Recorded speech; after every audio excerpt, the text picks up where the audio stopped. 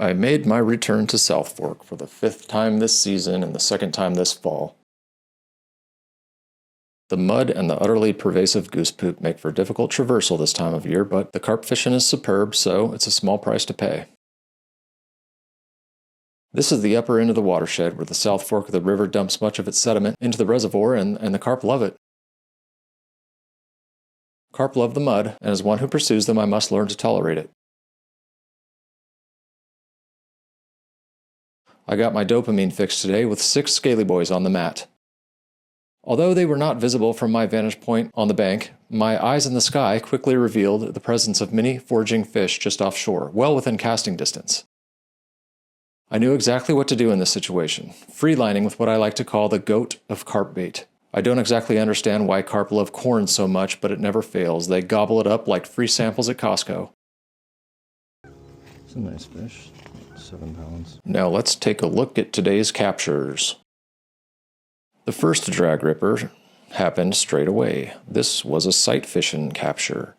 Relatively rare this time of year. Sight fishing capture is one where you see the fish, you cast to it, and typically see it pick it up, in which case you strike and a drag ripping freakout ensues.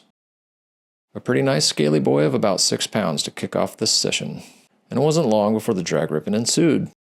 They must have been troughing out there like scaly pigs. This was a wily one. Check him out as he goes full staff with the dorsal.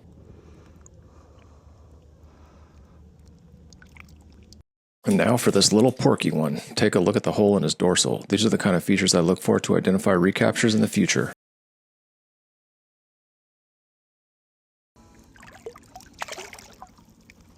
Carp number 4 is a bolt rig capture. You see, I have a second rod license, so while I'm freelining with one rod, the other is fishing passively with a bolt rig, and this skinny little carp fell for it. F***ing dipshit.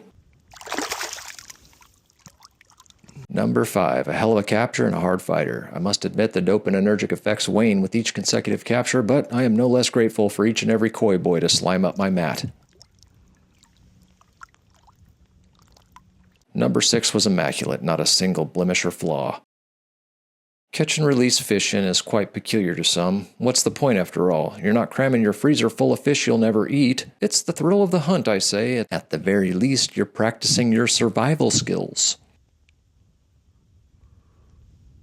And this fish here was the hardest fighter of the bunch. He put up a hell of a scrap.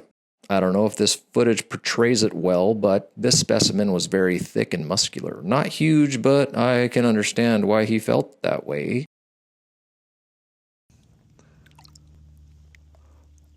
And now for the final and biggest fish of the day, yet another handsome corn gobbler. He was pushing 9 pounds, which happens to be on the bigger side for this particular venue. All in all, this was a fantastic session. God knows I'll be back soon because I just can't resist the thrill of a drag rip and freak out from one of these ancient omnivores.